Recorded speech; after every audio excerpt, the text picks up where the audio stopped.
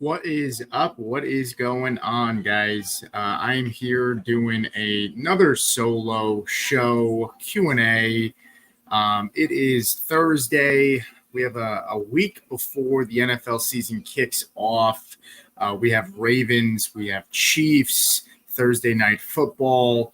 And I am here tonight. A lot going on, a lot of college football being played. You have Colorado playing right now in a pretty tight game.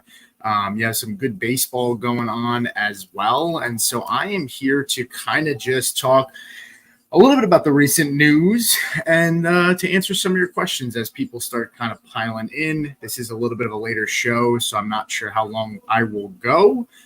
Really just all depends on how many questions that we get.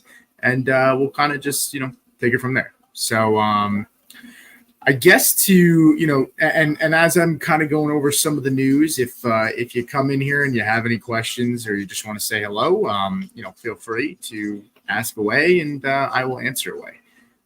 But in recent news, Brandon Ayuk finally signing his contract extension, which is big news. So Brandon Ayuk, a week before the NFL season opens on Thursday night, is officially signed, and I don't know what the 49ers practice schedule looks like on a Friday. It's probably pretty light, but he appears to be ready to go and should probably appear at practice tomorrow. So that's big news. A little added wrinkle to this, it was reported by Diana Rossini that Brandon Ayuk was going to be involved in a three-way trade. So the 49ers, the Denver Broncos, and the Pittsburgh Steelers allegedly had a three-way trade involved Sutton, Ayuk, and a third-round pick. Now, I don't exactly know what competition was going where, but what we do know is Denver was going to get a third-round pick for Courtland Sutton, and Sutton was going to go to the 49ers. Now, I don't know what that would have meant for Ayuk. Obviously would have went to Pittsburgh. I'm not exactly sure what Pittsburgh was going to give up. Clearly, San Fran was only going to do this deal if they were getting a wide receiver back.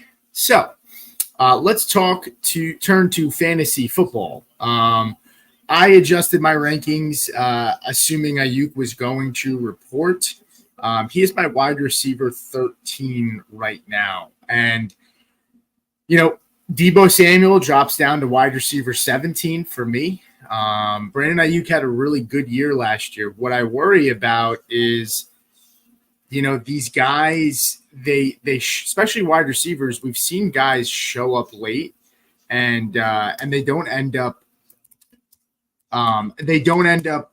starting off fast. They sometimes they come out slow out of the gate. The good news is CeeDee Lamb, for his sake, did sign early this week, so he's going to get a full 2 weeks of practice. Jamar Chase appears to be the last man left to hold out.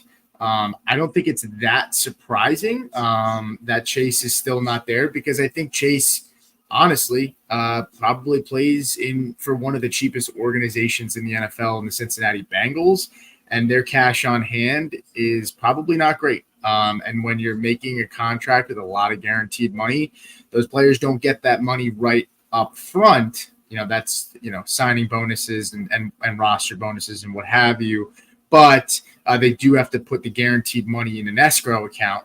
And that's a lot of money. I mean, you look at what CeeDee Lamb got guaranteed. I think it was like somewhere around $100 million. I don't know what the guarantees on Ayuk's deal were. I haven't seen it reported, but he is getting $30 million per year. So, yeah, I mean, it's big news. And I personally, I'm comfortable if CeeDee Lamb falls to me in the draft. If I'm sitting at, say, even like the 3 spot, like if Christian McCaffrey goes, if Breece Hall goes, like I'm totally comfortable taking CeeDee Lamb at 3. I think it's a discount. I think you should be really at the 2 spot, and it's either between Breece Hall or McCaffrey at the 1 spot for me. But I think that's kind of how most drafts will go. Speaking of drafts, I am in a draft right now. And I think I just got auto picked. I came on here. I'm actually drafting for a friend. I'll let you guys know what my squad looks like. But let's see. The good news is I did set up a queue and I did get the player I wanted, which was Khalil Shakir. So that's good news. But I got 30 seconds to make this pick. I see 2 comments in here. Give me a second. I'm a little frazzled here. Let me make sure I get the right pick that I want. Let's see. Yeah, let's go with Lad McConkey. So give you a rundown. A friend of mine, he just recently had a kid. He texted me about an hour ago and said, hey, man, I have a fantasy draft. My kid's being a little tough tonight. He just recently had his kid, so shout out to him. And he asked me if I could draft his team for him. So I am drafting his team. It's a 10-man, half-point PPR, 10 points per – 1 point per every 10 yards. Same with the quarterback passing points. Every 25 yards is a point. So here's my squad. And I see we got some comments in the chat, so I'm going to get to you guys in a second. But while you're here in the chat, why don't you let me know what you think about my team so far? So this is a 10-man team, 10-man league, which I generally play in 12. But, this is a 10-man league. And, again, it's not my team. So I drafted for my friend Kyler Murray, Garrett Wilson, and DJ Moore. Jonathan Taylor, Kenneth Walker, Trey McBride, and then Malik Neighbors in the flex. So my QB1's Kyler. My wide receiver 1 and 2 are Garrett and DJ Moore. My 2 running backs are Jonathan Taylor and Kenneth Walker. And then my tight end is Trey McBride, and I have Malik Neighbors in the flex. So I do get that Kyler and McBride stack. Then on the bench, I went Javonte Williams, Christian Watson, who would be my 4th receiver. Javonte would be my 3rd running back. Jonathan Brooks, because this league for some reason has 4 IR spots. I don't know, guys. Not my league, like I said. But Jonathan Brooks, so I'll slot him in the IR spot for some upside. And then Khalil Shakir and Lad McConkey. So I got 2 bench spots left. I have a kicker left to pick, and I have a defense left to pick. So a couple defenses off the board already. And we'll see how it shakes out. But enough about me.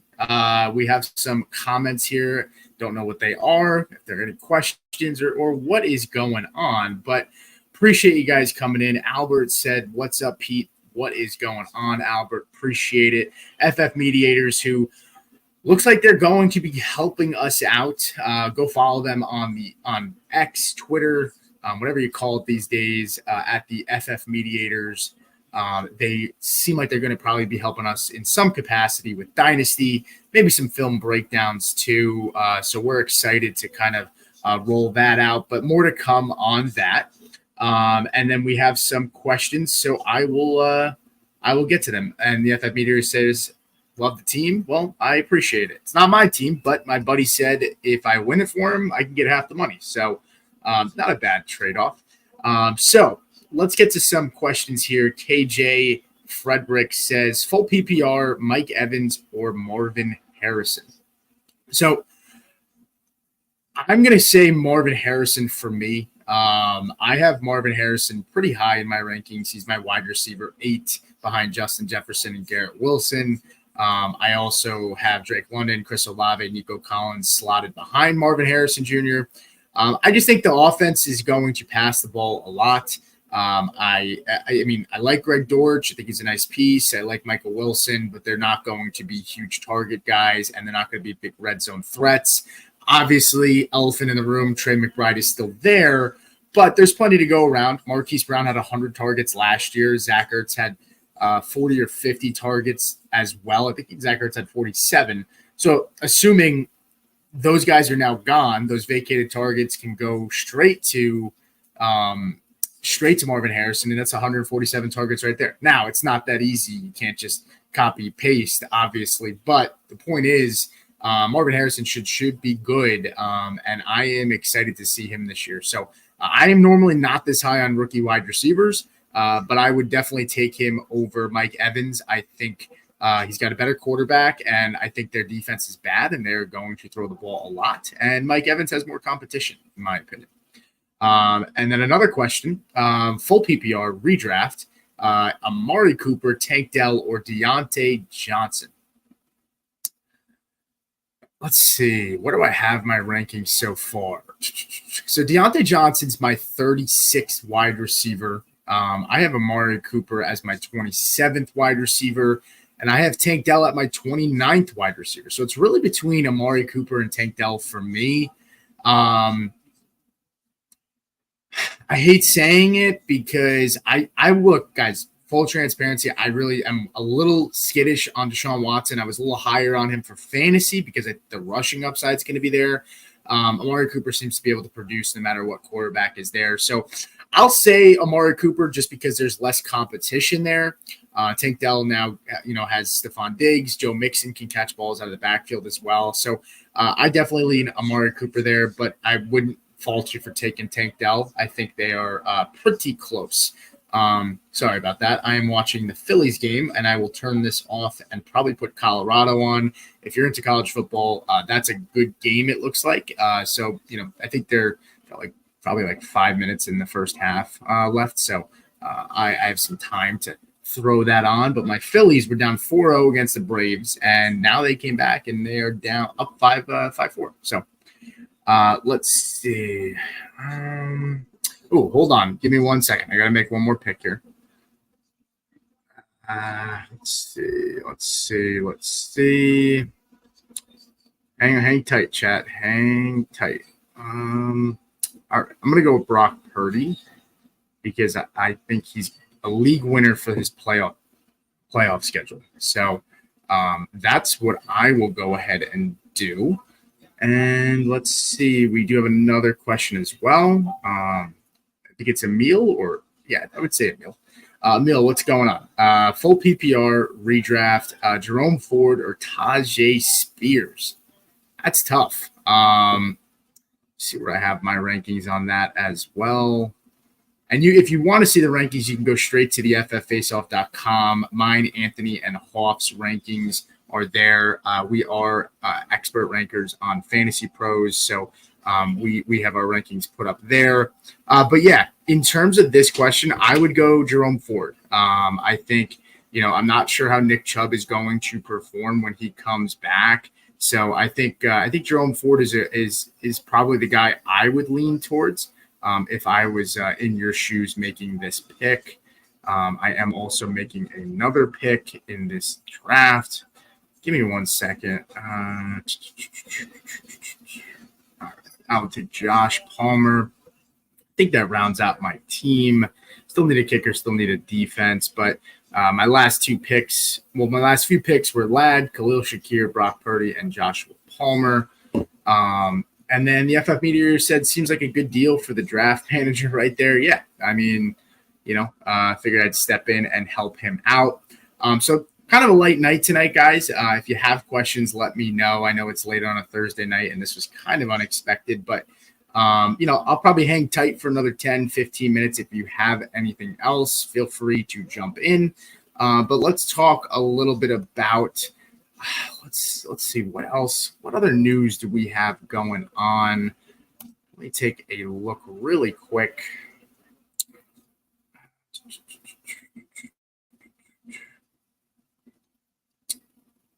So it seems like Puka Nacua has returned to practicing in full today. So that's pretty big news for him. He was seen, I think, wearing like a knee sleeve or a leg sleeve.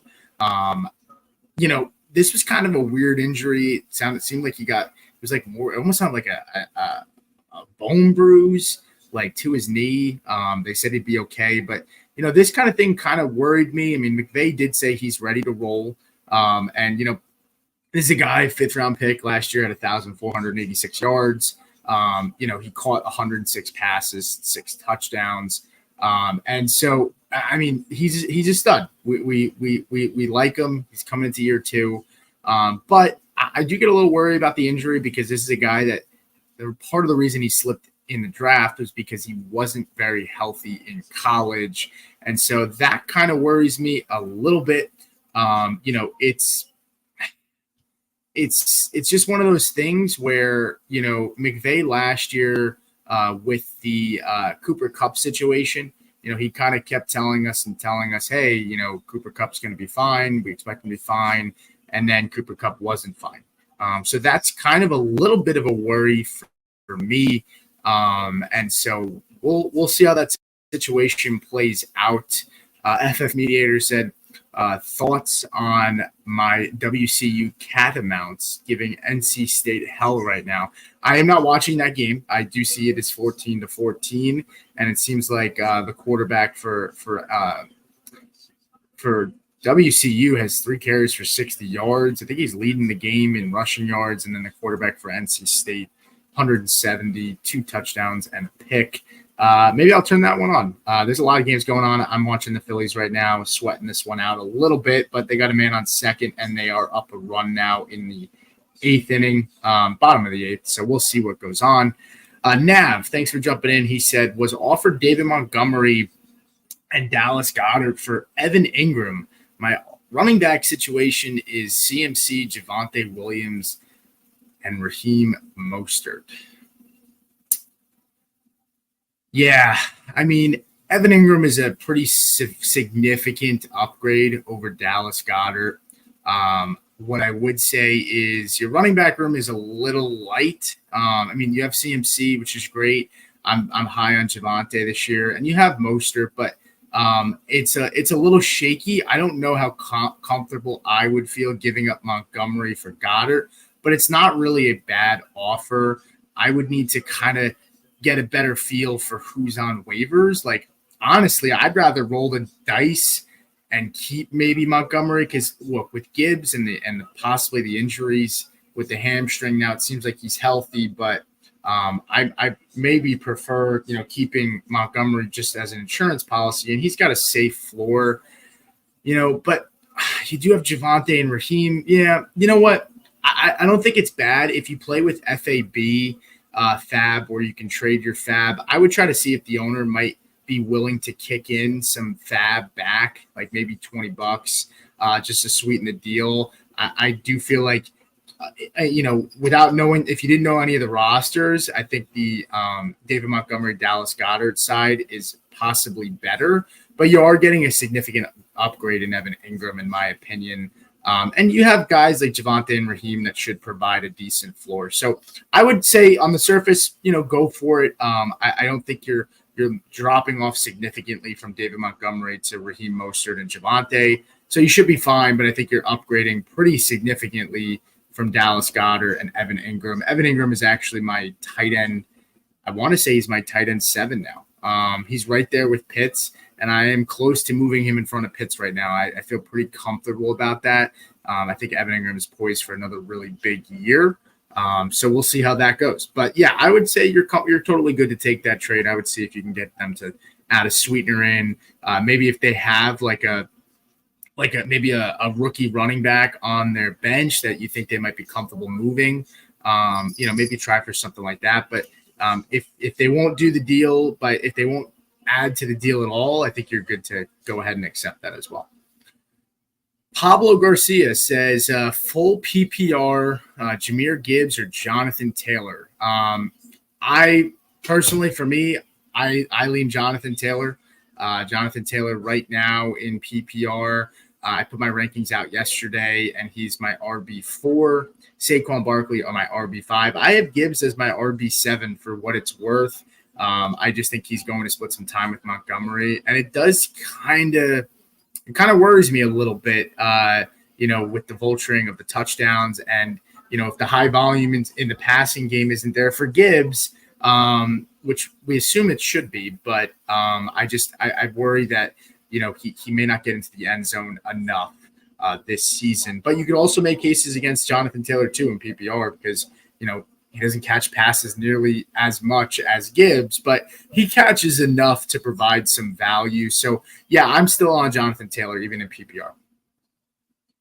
Jacob Krogan in here, and he is a fan of the show, Broncos fan as well. Obviously, I am a Broncos fan. This is a Bo Nix jersey, actually. Got it from China. I actually bought 2 of them One of them, the Knicks on the back was actually spelled wrong, and it was spelled backwards. So it was spelled Xin. So, something to know. But he said, which Broncos wide receiver not named Sutton is going to have the most fantasy relevance this year? Nobody? No. I would say your best bet is Greg Dulcich if you're looking for, and I know that's not technically a receiver, it's a tight end. But I think Greg Dulcich, if he's healthy, will be a sneaky play for fantasy this year. And I think I was high on Marvin Mims. I think the cutting of Tim Patrick, maybe I think this wide receiver room had too many guys that were too similar. You have Sutton, you have Patrick, you have Josh Reynolds, you have little Jordan Humphreys. So 4 guys that are very similar. And Peyton obviously loves little Jordan Humphreys. He, signed him back to the practice squad after cutting him, which wasn't really a surprise. So I think it opens up some more possibility for Mims, but I'm not. I was higher on Mims. I wouldn't even say I was high on Mims this year. I was just higher on him in terms of where he was going. I thought it was a better shot to take on him over Sutton. But I came out on Twitter and said, hey, look, I think at this point I'm ready to walk that back after getting new data, because I don't get stuck on take lock, guys. I think that's the biggest issue that people have is, they make a take and they try to stick by it, and they don't adjust. And adjusting is the most important thing. So yeah, I think it's Greg Dulcich, and if it's not Greg Dulcich, it's Marvin Mims. I mean, maybe Josh Reynolds, but that Achilles comment that Sean Payton made the other day, apparently his Achilles is a little sore, and he did have an Achilles issue. That kind of worries me. I'm not going to lie to you. So I hope that answers your question. I'm sure you're just coming in here to say what's up as a fellow Broncos fan. Appreciate that.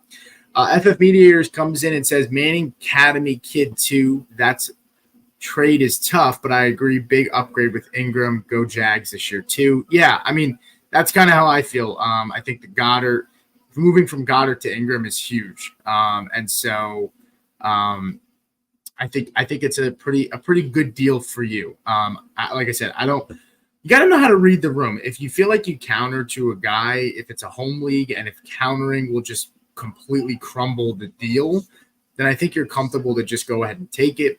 If you think it won't completely kill the deal to counter, I would go ahead and even throw in like $10 FAB and see if he throws it back to you and accepts.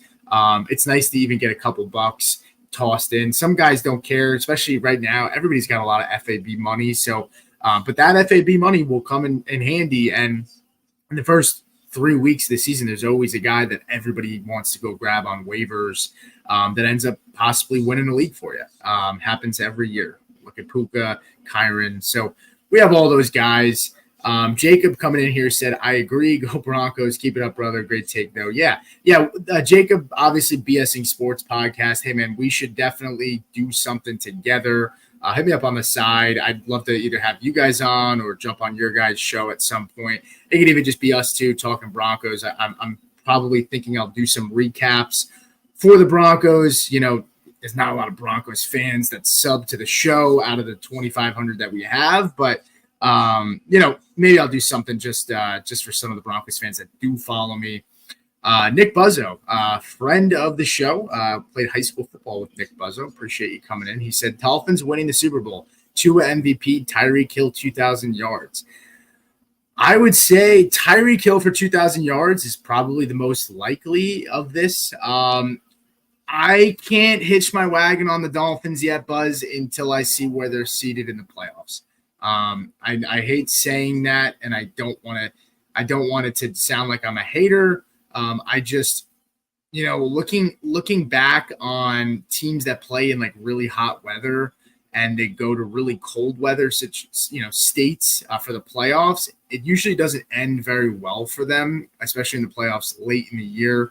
But the Dolphins just got to take care of business. If the Dolphins take care of business, not to say that division is going to be competitive this year. I think the Dolphins should be the one that wins that division. They have the core that's stuck together the most. Some changes on defense. Chubb's going to be on the PUP list to start the year. Jalen Phillips, I think he's back, but I don't think he's ramped up completely. I could be completely wrong about that. And then they lose Vic Fangio, who it's not like their defense was great under him last year anyway. He's kind of stuck in his ways about some things, to say the least. But yeah, so that's neither here nor there. I think the Dolphins have a shot to win the division, and that division is going to be huge for them in seeding and getting home field advantage in the playoffs. I mean, them going to Buffalo in the winter could be a nightmare for them. And them going back to Kansas City. I mean, Kansas City is still the favorite in the AFC right now, and we know it's going to be cold in Kansas City. So as long as the Dolphins take care of business, they should be fine. Ask me in a couple of months, and I'll have a better take for you there.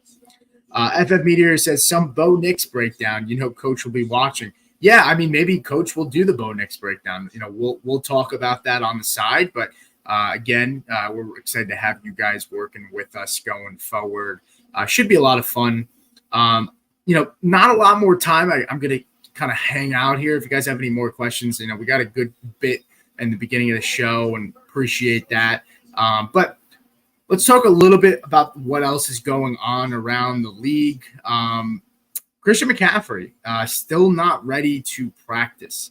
The report came out today from Jennifer Lee Chan of 49ers NBCS, and pretty much they said, Christian McCaffrey with the calf injury, not ready to practice. It's not really surprising to hear for them. It says McCaffrey's still sidelined with the calf strain, but still noteworthy that he hasn't fully participated in practice yet. So I think he's been practicing off to the side, but he hasn't gotten a full practice in just yet. Plus, they do play on Monday night, which gives them one extra day rest to get ready. Not that it'll be a huge deal, but Elijah Mitchell, hamstring, he's undergoing season-ending surgery, so he's done for the year.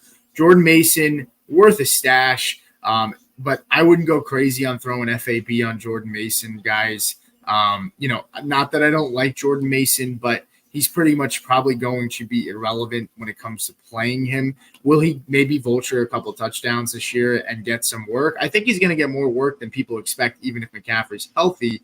But he's not startable unless McCaffrey's out of the game. So I wouldn't stress that too much there when it comes to putting money down on Jordan Mason. But the McCaffrey thing is something to monitor. So, we'll see how that goes. Dallas Goedert, not at practice again. Speaking of Dallas Goedert, we're talking about that trade with Evan Ingram. It says he's got an oblique injury, not practicing on Thursday, continues to manage an oblique injury that he sustained toward the end of training camp. And he has 8 days to recover in order to be ready for the regular season opener against the Packers, which is on Friday, guys.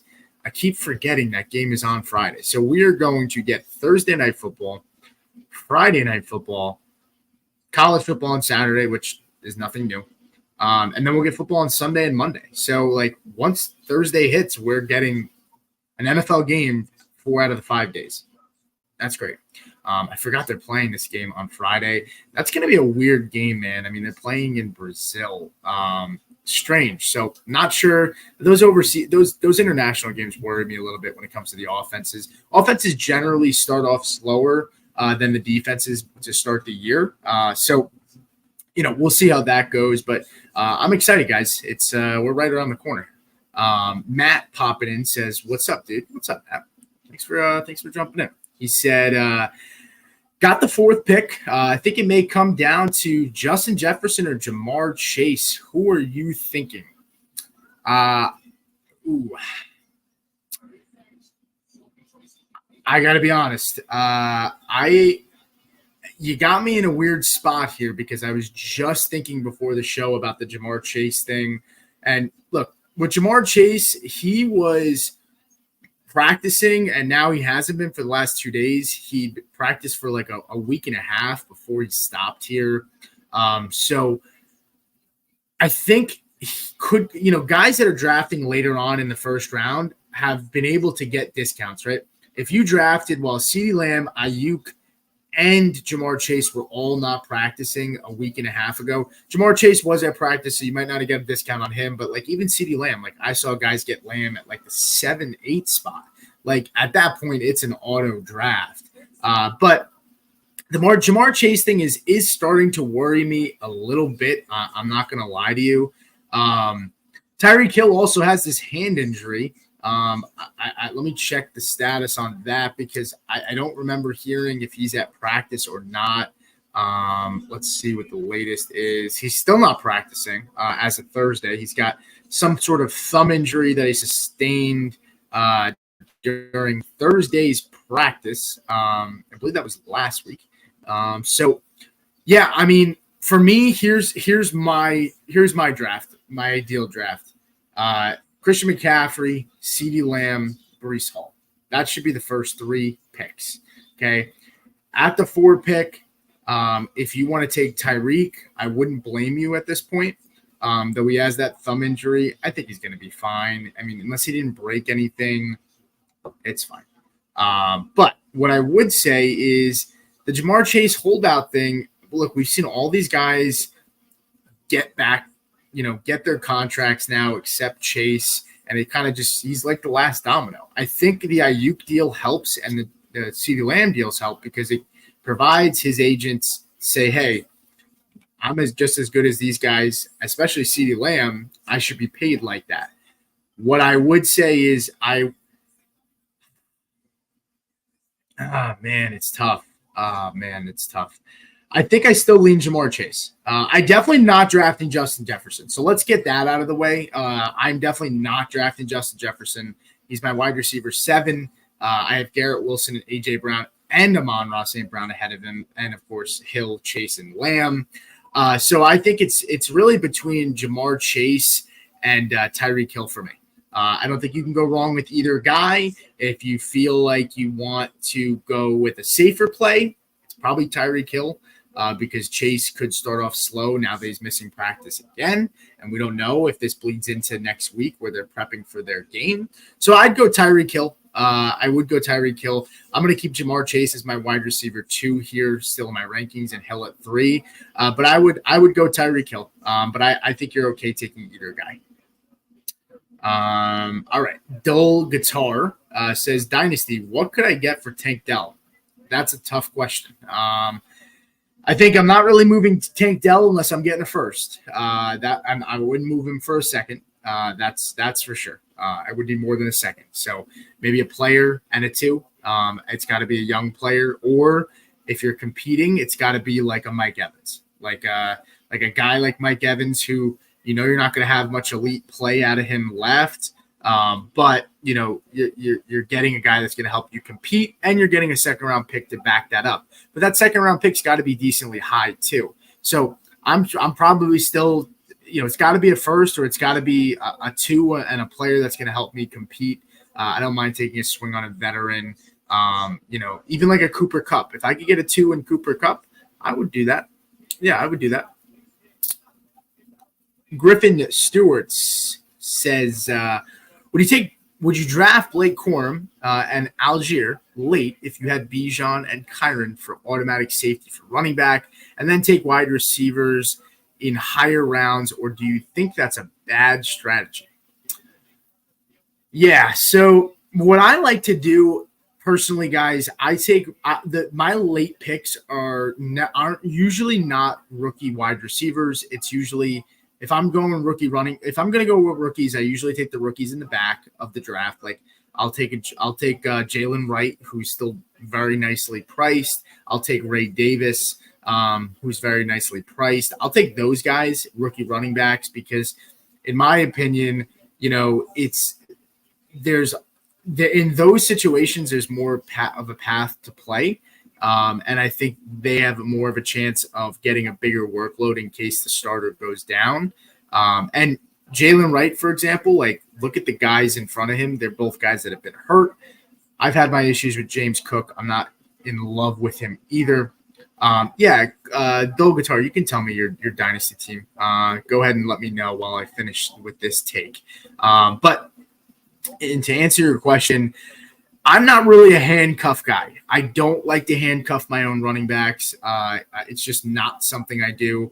I like to handcuff, and it's there's two different philosophies. Some people will tell you it's a waste to handcuff somebody else's guy because if your guy goes down, now you're stuck with your guy who's not playing, and you're stuck with a backup running back who's not playing. Totally get that argument.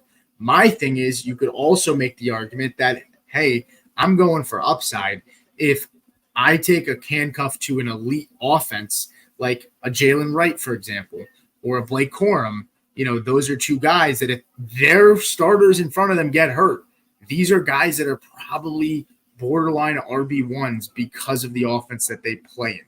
Look at what Kyron Williams did last year. I like Kyron Williams, but that's an awesome system that he plays in with Sean McVay. So that all matters. And so to answer the question, I would draft Blake Corum.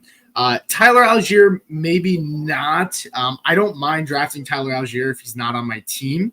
I prefer to draft Blake Corum because I think Kyron has more risk of being injured. He has more of an injury history. He's a smaller back.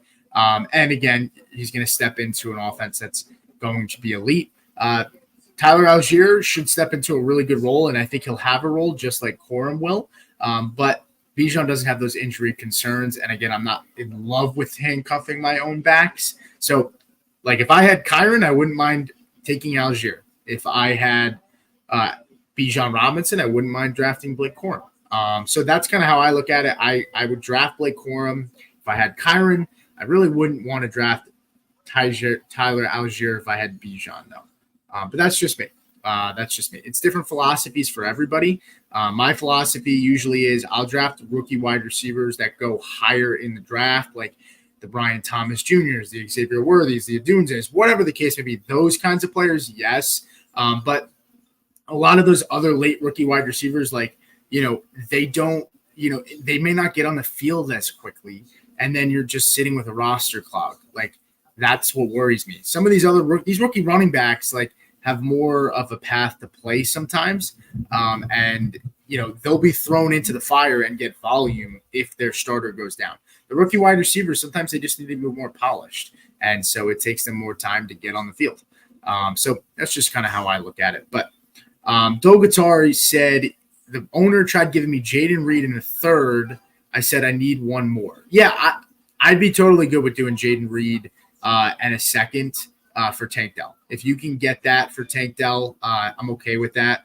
I like Jaden Reed, though I do prefer I do prefer Christian Watson personally. Big Christian Watson fan. I think he's going to have a monster year. So I am excited for that. Griffin Stewart with the super chat, $2 says, thank you very much. Griffin, appreciate it. All donations, help us out with the show. We're here to answer your questions, and we enjoy coming on and talking to you guys, so it's always fun talking ball, and if I can help you guys out, and I can't believe people sit here and listen to me half the time, but you guys do, and we love you guys for it. Bill Guitar, I am waiting for you to share. It says, can I tell you my dynasty team and picks, and can you help me see what I can improve on? Yeah, let me know. I'm going to probably stick here for another 5 minutes unless I get more questions.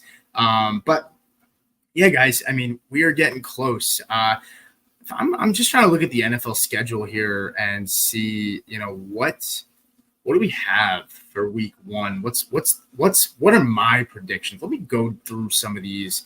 Hopefully I don't look like a jackass, just not putting too much thought into some of these picks, but let me see. Let me try to see. I bold take.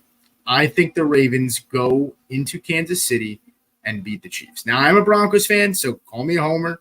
But just kind of like the Lions last year, they didn't have Kelsey, so I totally get that. I think the Ravens are probably possibly a better team now than the Lions were when they came there last year. But you could also make the argument that the Chiefs are a better team right now. But I think the Ravens give them a run for their money, and I think it's a close one. But the spread is -3, and the Chiefs are home, so that's pretty much a pick 'em, guys. When it comes to the books in Vegas, the home team usually gets it. What do they usually get? Let me see.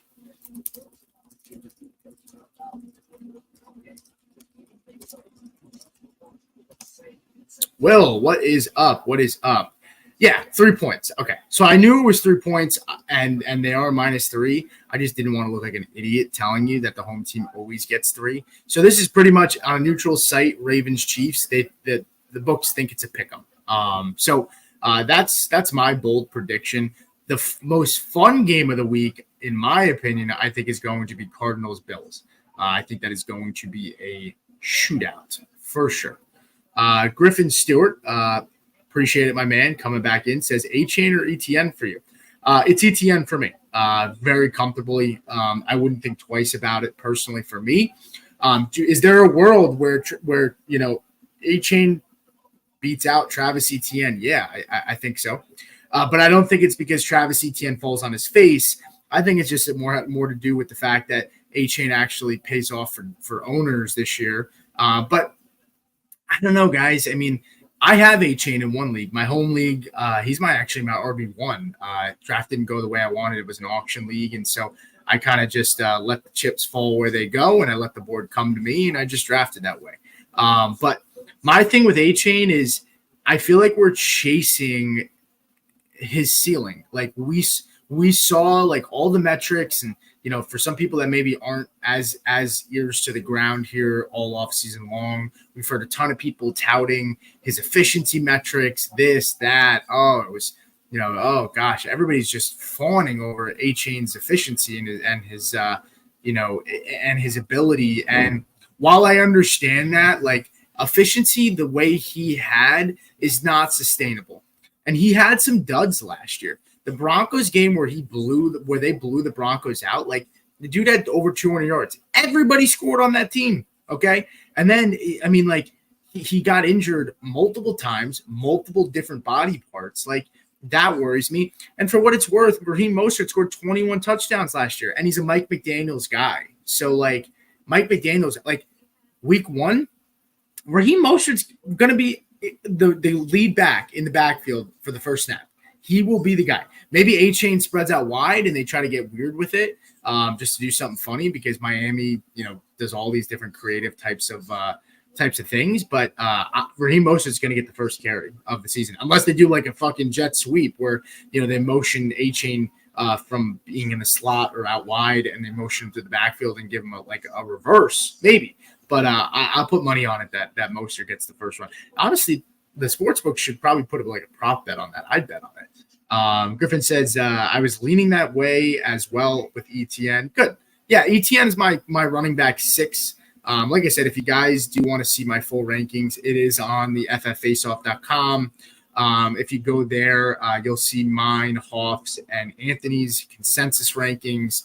You'll see, all 3 of us, and they update. So it shows the date for the last time that we updated our rankings.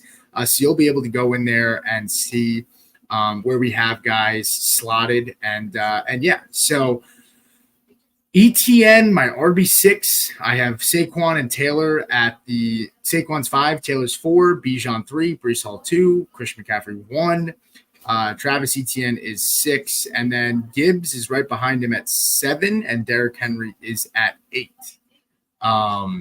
So Dole Guitar finally makes it back to the chat room.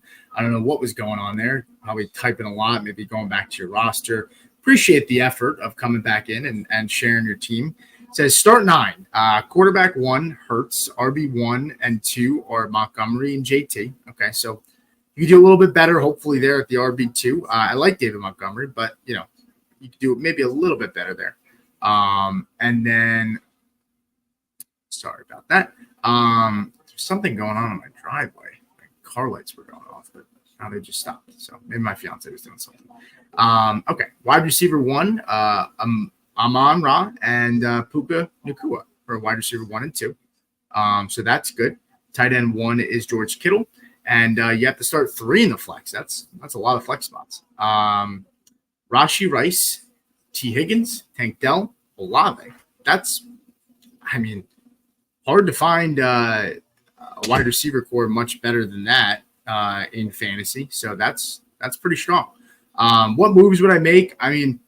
I probably would try to maybe move, maybe even Tank Dell or Higgins and see if you can get an upgrade at running back. you're pretty strong at wide receiver. You can afford to move one of those guys. Maybe package Montgomery up with Higgins or Dell, whichever one you'd like the least. I prefer Higgins just because I think he's going to get a big contract next year, and I think he has a chance to be really good for fantasy on a contract year this year. So yeah, I would probably package up like Tank Dell and Montgomery and try to get an RB1 upgrade. So that would be it for me. But listen, guys, I appreciate everybody that jumped in. A little lighter of a show today, but yeah, it was fun, and we'll see you next time.